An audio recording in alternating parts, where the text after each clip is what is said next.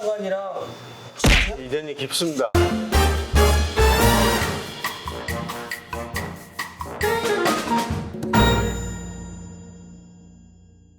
민주TV 정치포차 시작해보겠습니다. 총선 이제 1년 남았는데요. 오늘은 국민의힘 인천시장위원장 정승현 위원장, 연수갑 위원장 함께 맡고 계시죠. 그리고 그 법률사무 국민생각 한필우 변호사와 함께 하겠습니다. 인사하시죠. 네, 반갑습니다. 정승현입니다. 네. 그 평소에 술을 자주 드시나요? 술을 되게 좋아하죠. 특히 폭탄주를 즐겨 마십니다. 폭탄으로. 인천 시민 여러분 반갑습니다. 꽃이 활짝 피고 멋진 계절이 돌아왔습니다. 우리 인천 시민 여러분들 이 멋진 계절에 늘 건강하시고 행복하시길 바라겠습니다. 우리 인천 시민들의 건강과 인천을 위하여. 반갑습니다. 위원장님이 이게 소맥을 확실히 많은 솜씨가 위원장님 스타일은 요즘에 딱 부드럽게 먹을 수 있는 MZ 세대거든요. MZ 스타일이네요.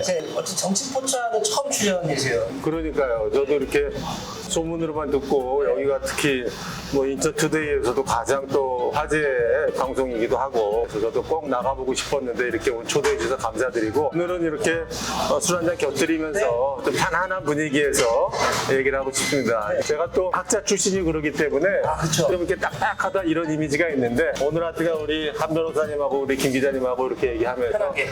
전혀 그렇지 않다라는 거를 제가 한번 증명해 보이도록 하겠습니다. 그럼 제가 이제 본격적으로 질문을 한번 드려볼게요. 국민의힘의 이 시장위원장 임기가 1년이에요. 좀 아쉽긴 한데 임기 이제 어느덧 이제 몇 개월 남지 않았어요.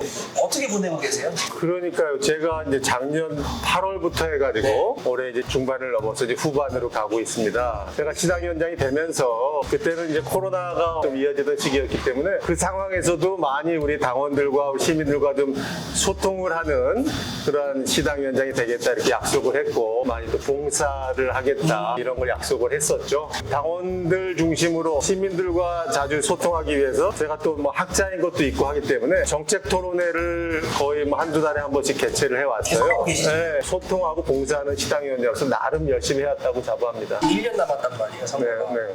위원장님도 당연히 출마를 하시고 원내위원장으로밖에 국회를 바라볼 수 없으니까 어떤 것 같으세요? 현재 지금 모습이나 이런 거. 원래 이제 젊어서부터 어려서부터 제대로 된 정치를 하고 싶다라는 게 사실은 첫 번째 꿈이었고 제가 벌써 정치한 지 한 10년 됐어요. 저도 어떻게 보면 베테랑 정치가가 돼가고 있다는 생각이 드는데 정치를 하는 제 입장에서도 많이 좀 답답하기도 하고 부끄러운 생각도 많이 듭니다. 우리 윤석열 정부나 집권 여당도 더 이렇게 책임감 가지고 잘해야 되겠지만 무엇보다도 과반수 이상의 의석을 가지고 있는 민주당이 조금 더 열린 마음으로 정부 이렇게 좀 뒷다리만 잡는 이런 게 아니라 좀 더 이렇게 포용하고 열린 마음으로 좀 통 크게 정치를 하면 많은 게 갈 건 좀 같이 가자. 풀려가지 않을까 이런 생각을 합니다. 계속 학자라고 말씀을 하셔서 저희 그 인천에 있는 명문사학이죠. 인하대학교의 교수님이십니다. 국제통상학과. 네, 뭐 국제경제학을 전공한 학자이기 때문에 그래서 재작년에 책을 하나 내셨어요. 그랬죠. 갑자기 여기서 PPL을 일본 행과학부 이게 2년 전에 나온 책. 아니 그래서 우리 한 변호사님이 오늘 그걸 가져오셨더라고요. 이렇게 재미있는 책이 아닌데 깜빡 위원장님 저자 사인 받았습니다. 책을 바라시면서 갖고 오신 건가요? 예. 요거 책 얘기 나오면 제가 좀 말씀 좀 깜짝 놀랐어요. 예. 좋은 책입니다. 네. 현재 윤석열 정부의 어떤 대일 정책의 상당 부분의 내용이 이미 담겨 있다. 이런 평가도 해주셨고 변호사님이 저한테 이 정도면 우리 위원장님을 저희 주일대사 정도로 모셔야 되는 거 아닌가. 건배 한번 하시고. 네. 그러니까 완전히 방향을 바꾼 이 대일 외교 정책이 이게 어떻게 이해해야 되는가라는 고민이 많이 있었는데 그 책을 봤어요. 저 책이 나올 때가 우리가 한참 진짜 그 일본하고 관계가 안 좋았을 때 이제 고민으로 쓰신 책 같더라고요. 마치 2년 뒤에 이 윤석열 정부가 할 대일 외교를 마치 미리 예견하시고 기획하신 것처럼 이렇게 완벽하게 지금 예언서인가요? 동일하게 풀어내셔서 저는 솔직히 위원장님께서 윤석열 정부 대일 외교에 뭔가 영향력이 있으시다. 제가 알기로는 대통령 그 동문이시라면서요. 예. 일본이란 나라를 우리가 싫지만 그래도 같이 갈 수밖에 없는 숙명이고 한일 간의 경제나 이 외교 안보가 이렇게 지장을 받거나 이래서는 안 된다 이러한 문제의식으로 그 책을 썼고요. 이 책을 사실 이제 재작년 그 대선 전에 이제 윤석열 후보께 개인적으로 이제 만나면서 저희 또 초등학교 6년 선배세요. 대통령이 선배신가요? 네, 초등학교 서울의 조그만 초등학교인데 거기 선배시고 그렇기 때문에 제가 만나서 이렇게 독대를 하면서 전달하면서 일본 문제에 대해서 나름 제가 이렇게 생각합니다라는 거는 말씀을 드렸고. 그럼 아까 변호사님 말씀하신 대로 이 책에 영향을 받으신 거예요? 아니요. 멋있었어요. 위원장님에게 물어볼 게 많습니다. 지금 위원장님 바쁘셔가지고 평소에 잘 못 듣는 분이에요. 아닙니다. 네. 시간 많습니다. 이렇게 말씀하시는 거 들어보면 국회에 들어가면 혹시 외통위를 고민하시나요? 국제통상이면 산업통상자원이 뭐 이런 데를 가져야 되냐? 요즘 뭐 중기벤처 막 이렇게 가더라고요. 좀 고민 그러니까 혹시 이번 번외 질문으로 참 뭐 행복한 고민입니다만 만약 열심히 해가지고 가게 된다면 사실 중요하죠. 국회의원 사실 활동이 꼭 상임위 활동이죠. 그러니까요. 그래서 가장 그래도 저에게 맞는 거는 이제 경제를 30년 공부해 왔기 때문에 기획지정위원회라든가 뭐 산업통상 이런 쪽이 맞다고 보고 외교, 뭐 통일 뭐 이런 쪽도 저도 뭐 관심 있고 또 교육계 오래 있었다 보니까 근데 또 교육위원회도 하셨어요. 네, 교육개혁이라든가 요새 이런 관심 많습니다. 어디 가도 하실 수 있는 예. 그게 뭐 좋은 건지 모르겠습니다만 관심이 많고 중요하죠. 인천 국회의원 13명 중에 사실 2명만 국민의힘이에요. 중앙정치와의 소통의 과정에서 국민의힘의 이 시정부가 불리한 게 사실이다 보니까 사실 그래서 정승현의 역할을 기대하는 목소리도 높고 부담도 크실 것 같아요. 이거는 요즘 어떻게 느끼세요? 2석만 우리 당이고 11석이 저쪽이니 이제 유정복 시장께서도 이제 정말 인천 시민을 위해서 열심히 노력하고 또 한편 봤을 때 이제 유정복 시장께서 상대 야당이지만 민주당 의원들의 마음도 많이 또 얻고 계시더라고요. 나름 그분의 정치력과 경험으로 어느 정도 극복할 수 있다라는 그런 생각. 또 하나는 민주당이 어쨌든 뭐 11석으로 많지만 지금 더불어민주당 그 시당위원장이 김기용 위원장이시잖아요. 그분하고 또 개인적인 또 친분도 있어가지고 고등학교 선배세요. 인천의 여야 시당위원장이 같은 또 동문이라는 인천 두 분이 다 하나교 출신이시네요. 재밌네요. 서울의 용문고 출신 인천의 시당 그러니까. 양당의 시당위원장을 하고 계시네요. 또 교웅이 형은 제가 당을 떠나서 인간적으로 이제 좋아하는 오랫동안 좋아하는 형님이기도 합니다. 김규 위원장이 선배이신 거예요? 제가 선배인 줄 알았어요? 아니. 너무 당연히. 7년 선배예요, 7년. 7년? 좀 수정하고 싶은 게 민주당 9, 무소속 2. 맞아. 무소속이 생겼군요. 지역 정가의 이슈긴 하니까 사실은. 돈봉투 사건. 예, 요걸 한 잔 먹고 실명 탈당. 그건 한 잔 마셔야 그걸 돼. 먹고 이제 그 세 잔으로 이제 어떻게 돌아가는 건가 궁금하기도 하고 또 이제 이걸 바라보시는 시당위원장님 어떤 마음이실까 또 궁금하기도 했어 좀. 자, 한마디로 좀 안타깝고 화가 나죠. 인천에 이제 국회의원들이 이렇게 연루가 됐다라는 걸 보면서 이건 좀 암담하다. 아직까지 뭐 검찰 조사를 해봐야 네, 되겠습니다만, 수사 중이죠. 뭐 네, 그런 네. 것들이 사실이라면, 야, 이거는 정말 있을 수 없는 일이 있었구나.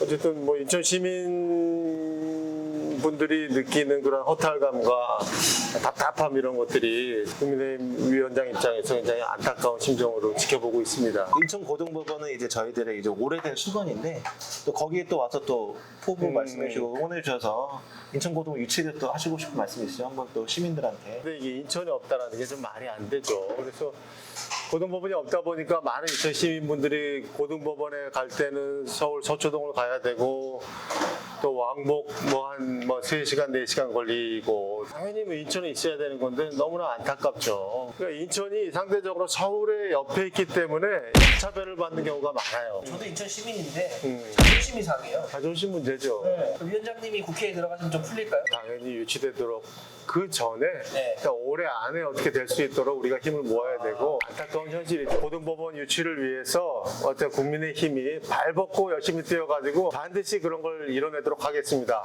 네, 인천 고등법원 유치를 위하여! 아유 감사합니다. 근데 이게 일자로 창출해도 굉장히 역할할 거라고 봅니다. 맞습니다. 그리고 결국 위원장님의 목표는 내년 총선에서 당선 아니십니까? 상대 후보는 거의 유력한 것 같아요. 민주당의 최고위원이신 박찬대 의원이 나오실 것 같고 어쨌든 위원장님은 2번 선거를 치르셨는데 좀 아쉬운 성적을 좀 받으셨어요. 이번만큼은 내가 뭔가 좀 가고 16년과 2020년 네. 어떻게 박찬대 의원하고 이렇게 붙게 돼가지고 2번 다 패배를 했습니다. 가슴 아팠고 특히 2016년에는 한 200여 표, 214표. 214표에 저도 기억합니다. 지난 두 번 나름 열심히 했다라고 생각을 하는데 지나놓고 보면은 내 노력이 상대 후보에 비해 부족했구나 이런 걸 많이 느낍니다. 이번에 쉽지 않은 과정이지만 기회가 주어진다면 정말 열심히 뛰어가지고 우리 연수구민 여러분들의 선택을 받아서 어떤 역할을 하고 싶다 이런 생각이 간절합니다. 이 박찬대 의원이 가장 특히 저번 대선이잖아요. 당대표 사법 리스크도 있고 그 측근이기도 하고 박찬대 의원 본인도 최근에 어떤 약간 논란에 휩싸이기도 했어요 사실. 그거에 대해서는 좀 어떻게 보고 계세요? 저도 뭐 한 달 됐나요? 그 네. 기사를 보고 깜짝 놀랐는데 뉴스타파라고 하는 언론 약간 진보 성향의 언론이잖아요. 거기서 박찬대 의원에 대한 기사를 한 2번, 그것도 심층 기사를 2번 냈는데 하나는 이제 2016년에 200여 표 차로 졌을 때 그때 이제 불법 선거가 자행이 됐고 그 이후에 그 불법 선거에 대한 그 결과를 그 당시에 그 캠프에 있었던 핵심 그 민주당 당직자가 그거에 대해서 전체 책임을 지고 실형을 받았고 6개월 구속이 됐다가 이제 집행유예를 풀려나면서 비서관 보좌관 이 뭐 불법 채용이 있었고 또 그거를 2018년에 인천의 모 언론에서 보도했던 거에 대해서 박찬대 의원이 또 그 언론사 사장을 만나서 뭐 언론 무마를 했다 뭐 이런 기사까지 실렸는데 근데 그런 것들이 또 진보 성향의 언론에서 그런 것들이 기사화됐다는 거에서 상당히 저도 놀라운 일이었고 진실이 있다면 진실은 반드시 밝혀지리라고 믿고 밝혀져야 한다라고 저는 생각을 합니다. 사실 제가 취재하는 동네가 이 동네입니다. 연수구. 또 인천에 또 신도시 역할을 사실은 했었고 근데 또 다른 신도시가 생기니까 상대적으로 낙후해 보이긴 하는데 또 이 동네에 또 위원장을 하고 계세요.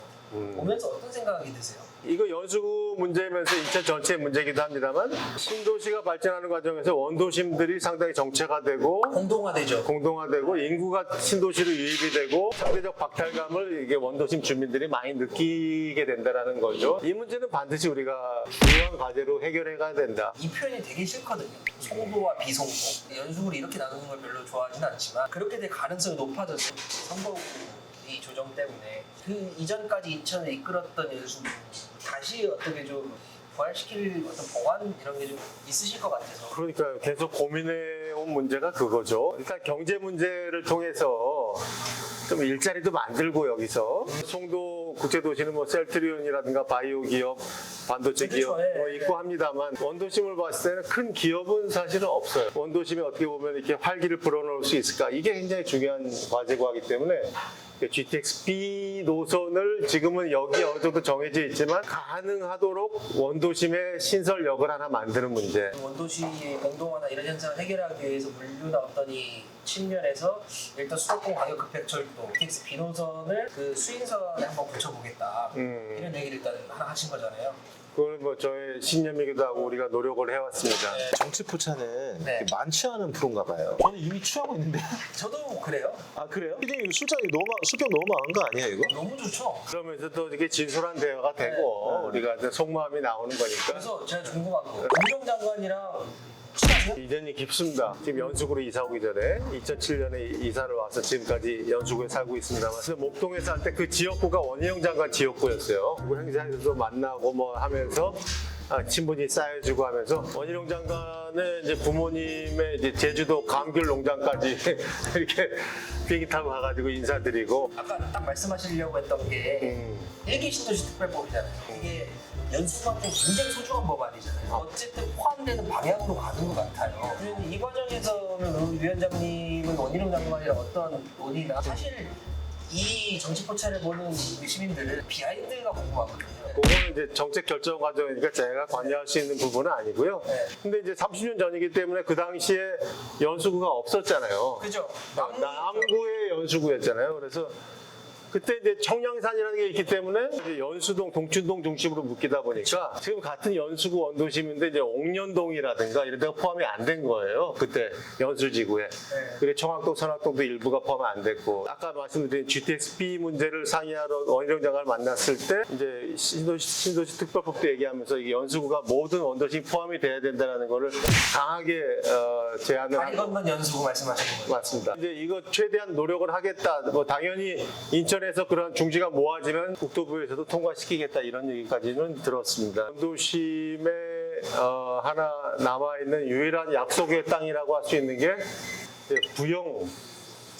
그 얘기 제가 여쭤보려 했는데 송도 유원지. 맞습니다. 송도 유원지하고 네. 뭐 석산 있는 네. 서울이나 지방에서도 송도 유원지 가려고 그때 뭐 기차 타고 오고 그랬다는데 그러한 추억의 장소가 지금 뭐 중고차 어떻게 보면 주차장으로 전락이 돼 있잖아요. 중고차 매매 단지를 옮기고 남항 쪽으로 여기를 다시 공원으로 만들고 또 이렇게 부용 부지 한 30만 평 되는 데를 제대로 뭐 테마파크라든가 이런 쪽으로 개발을 해가지고 정말 원도심 주민들이 즐길 수 있는 잘 안 되고 있잖아요. 안 되고 있어요. 그러니까 이런 것들을 정말 인천시에서 정신 차리고 저희 정치권에서도 이런 문제들을 지금 여러 가지 얘기는 이렇게 진행이 되고 있습니다. 가장 중요한 것은 우리 연수구 원도심에 거기에 거주하시는 인접된 분들의 주민들의 의견이겠죠. 어떤 것들이 주민들의 행복 지수를 가장 높일 수 있느냐. 우리 위원장님이 그런 주민들의 니즈는 파악하고 계신데 이게 저처럼 이게 술도 이렇게 한잔 하면서 그죠? 진짜 속상한 문제긴 해요. 그러니까 이게 지금 뭐 상당한 시간이 지나고 있습니다만 부영그룹에서 제대로 좀 개발이 안 되고 있는 문제가 있고 원래 약속대로 테마파크를 제대로 개발을 하고 그렇죠. 신도시뿐만 아니라 원도심 주민들이 정말 즐기고 이렇게 휴식을 즐길 수 있는 곳이 많지가 않거든요. 근데 정말 특히 원도심은 그런 공간이 더 부족합니다. 그러니까 신도시는 계획적으로 만들 수가 있는데 일부러 신도시는 공원을 계획하잖아요. 근데 원도심은 그런 계획들을 그동안 안 하고 있었던 문제도 있고 그래서 좀 이제 선거를 본격적으로 준비하실 때 공약을 밝힐 때 정치포차 한번 나오실 생각 있으신가요? 지금 뭐 공약을 밝힐 단계는 아닙니다만 한번 불러주시면 그때는 라이브로 한번 찍어주시면 라이브로 생중계로 나가서 시민들의 생생하게 받으면서 저 그런 거 좋아합니다. 거의 이제 마지막 마무리를 하는 단계인데 지금 지역 얘기를 하는 시간이니까 우리 연수구 각 지역 저희 원도심 지역에 대해서 우리 위원장님의 고민 이런 게 있으시다면 정말 편하게 얘기할 수 있는 한 2분 드리겠습니다. 감사합니다. 네.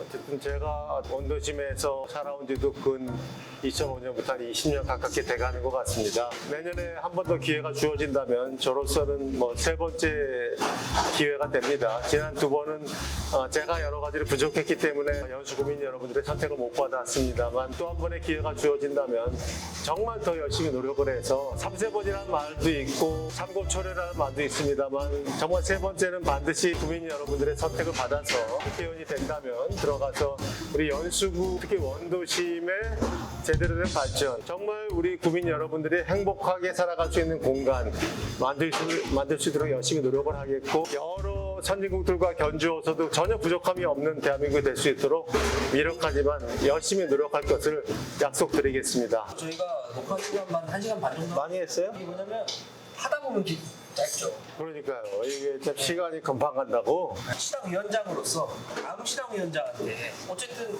다음 총선에도 또 국민의힘이 승리하셔야 되는 거 아닙니까? 근데 재선하시는 거 아니에요? 아직 입성 안 했어요. 저기 그 시당위원장. 그게요. 저희가 11명 위원장이 있는데 저 빼고 10명이 하고 싶어 한대요. 다음번에. 제가 전제를 둔 게 위원장님이 안 하실 수도 있고 할 수도 있는데 미정이니까. 그러니까 내가 나한테 하는 말일 수도 있고 다음 시당 위원장한테 하는 말 그러니까 총선 승리를 위해 당부의 말 그리고 시민들에게 한마디 하고 딱 한잔하면서 끝냈으면 좋겠습니다. 다음 시당위원장은 이제 특히 내년 4월에 총선이 걸려 있기 때문에 우리 국민의힘 입장에서도 중요한 시기고 우리 인천 시민 여러분들께 우리 국민의힘의 생각을 잘 좀 어필할 수 있는 분, 또 진실되고 호소력 있게 얘기할 수 있는 분이 되셨으면 좋겠고요. 그러니까 민주당은 2년이에요.